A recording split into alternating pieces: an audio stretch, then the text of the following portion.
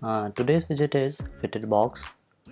FittedBox can scale and position its child within itself according to fit. Like here, if I want this text to be fit according to the size of container, I can use FittedBox. I'm wrapping this text widget into the FittedBox.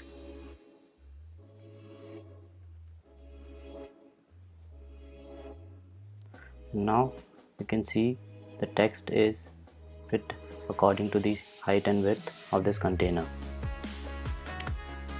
It has two main properties. First is the fit.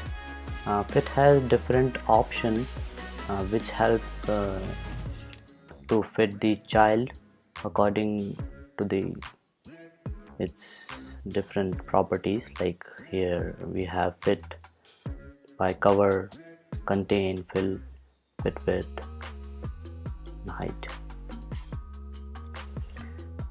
Next property is alignment. So we can align our child. Like here I'm doing align the text to the top center. So that's all about the FittedBox. Thank you.